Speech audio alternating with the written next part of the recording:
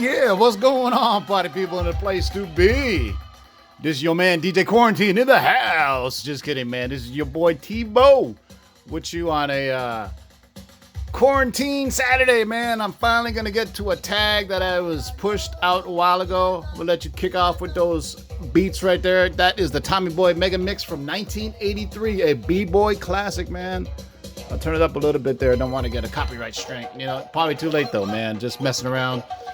A little bit too loud. So, I was tagged by the Comic Crypt of Castle Hills for a top 50 comics in my collection. I did a top 50 like earlier last year, so, and most of them are slabs. So what I'm going to do this time is I'm going to do a top 50 raw comics. That's right, boys and girls. And we'll see how it goes. We're already 2 minutes in, and I haven't shown anything yet. So it may be part 1 and 2, maybe just 1. I don't like to go longer than 15 minutes, so we'll see. So we need special effects and sound effects and lighting effects, right?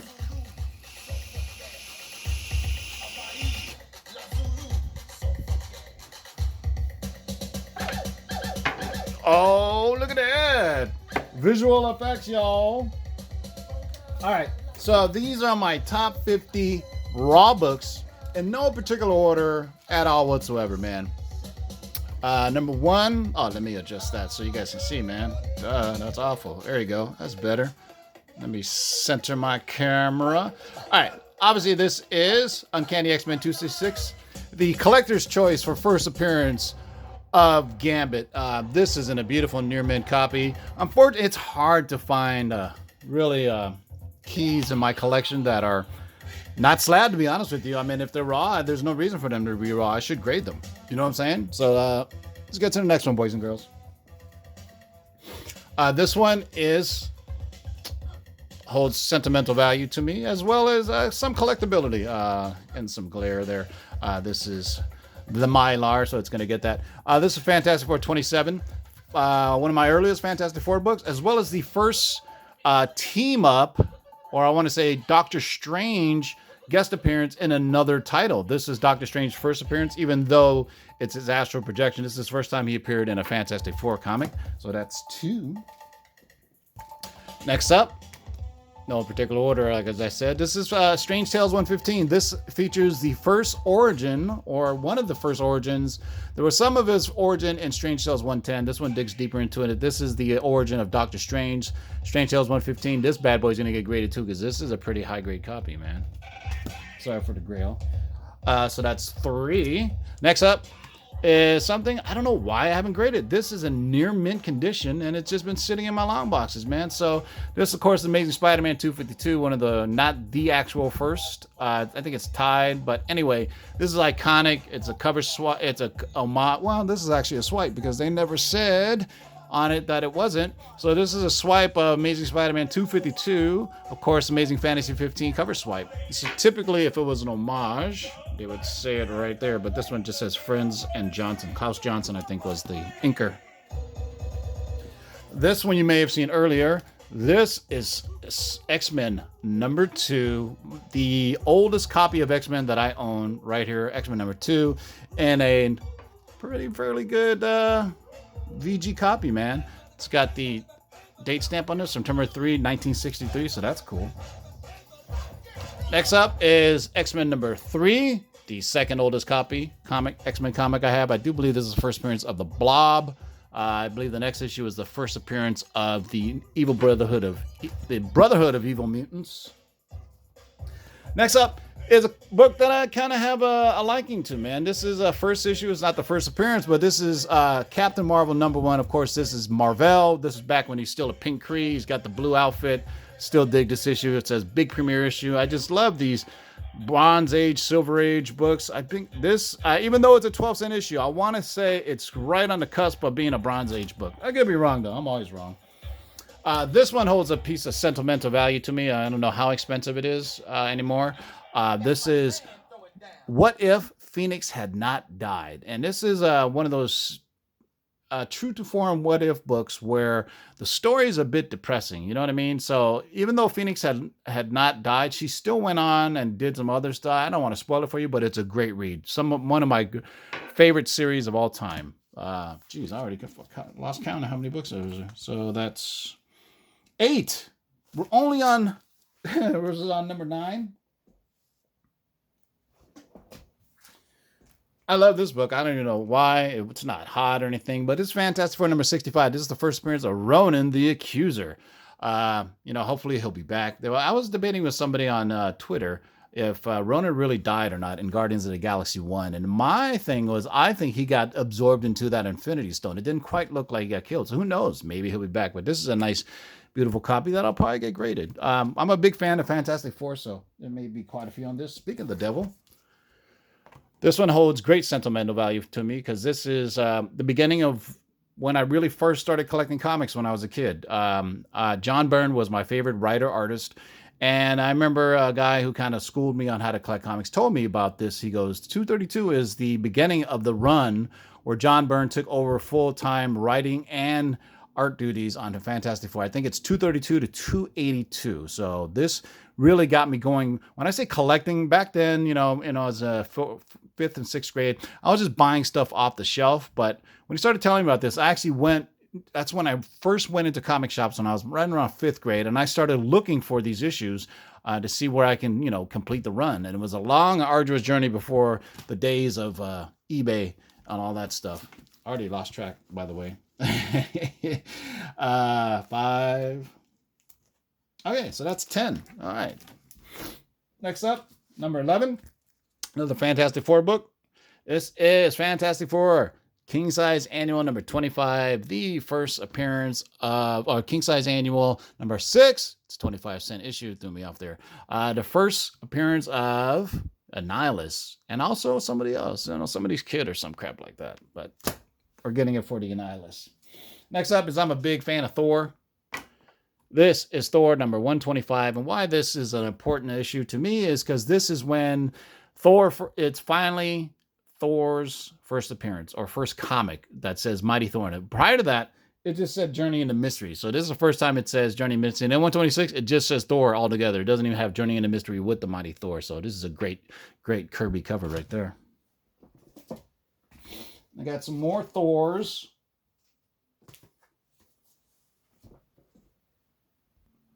All right, let's continue on with number 13.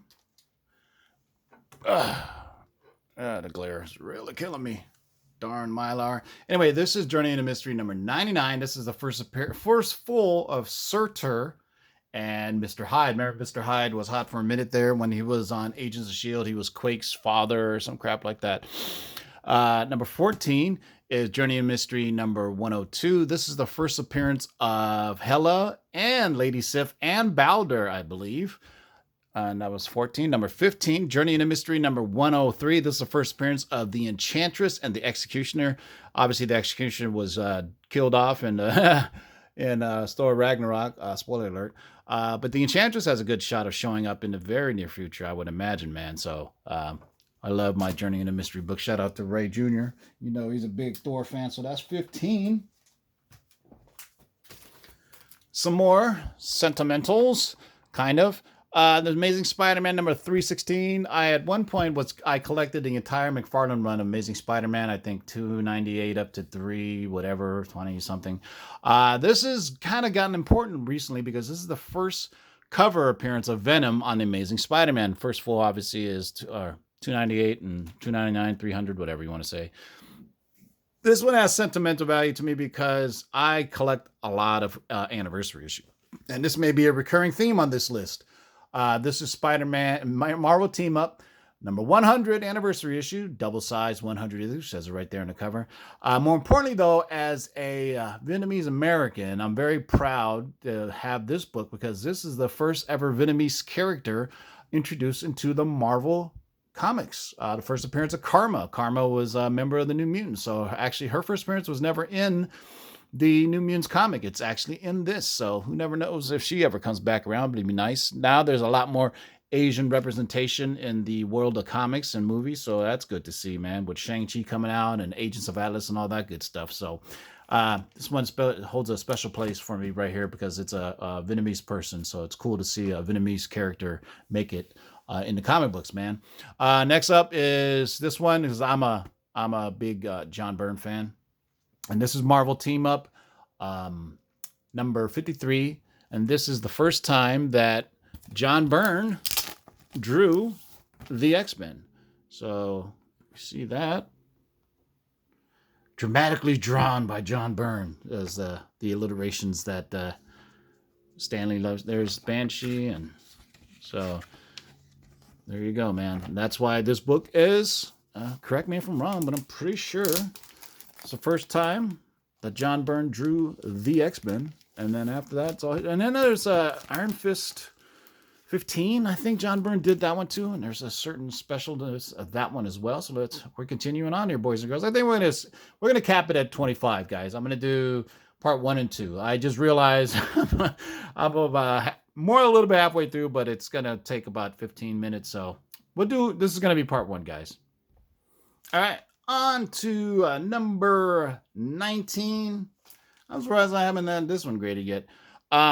This, of course, is Marvel Team Up number 1. Beautiful first issue of Spider-Man and the Human Torch. I doubt this is the first time they met. I believe that's an Amazing Spider-Man number 1, but still a great book. It's a first issue. Marvel Team Up always had some great stories, quite a few stories and characters that Spider-Man got to intermingle with. And so there was a point where I started collecting these early issues of Marvel Team Up. Still relatively inexpensive to buy. Like I said, Bronze Age is always cool to get. So I've always wanted this, and I have like the first 15 issues somewhere. So it was 19, right? Shit, I already forgot. All right, number 20. This is Marvel Spotlight number 32. This is the first appearance of Jessica Drew as Spider-Woman. This is a beautiful near-mint copy. I don't know why I haven't graded this yet. I'm just kind of lazy to get around to it, but I really never got it graded because I was, nothing's going to happen. But there's been talks and whispers about Spider-Woman coming to the MCU, so you never know, man. So there you go. That's number 20. All right, number 21.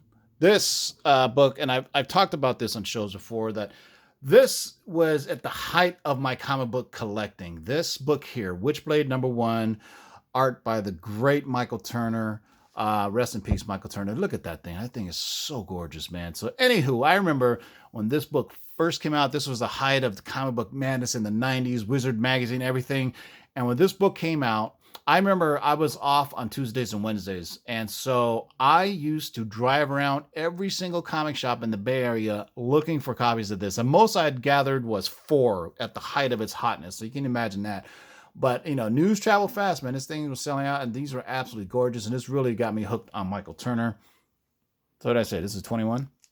If you have that, you got to have this. This is the first appearance of said character, or is this first place Sideblade she? I'm sorry, I got a little carried away there.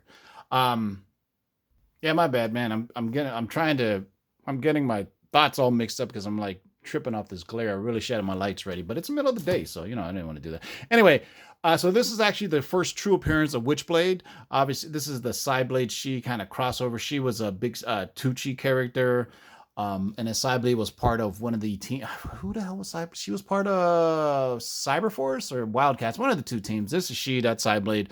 And this is at the height of the kind of sexy girl comics of the 90s. So once you had Witchblade, people started finding out about this book. And there's another variant of this, I believe.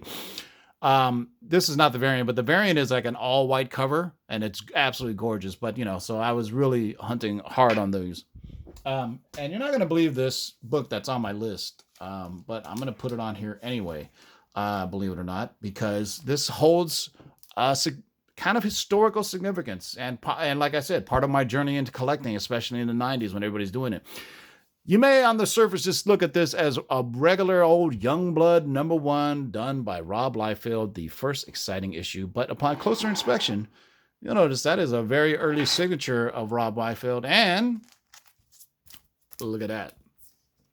This is the official first day issue certificate at Golden Apple Comics from 1992. If you didn't know, there was a special event that for this kind of debut this issue.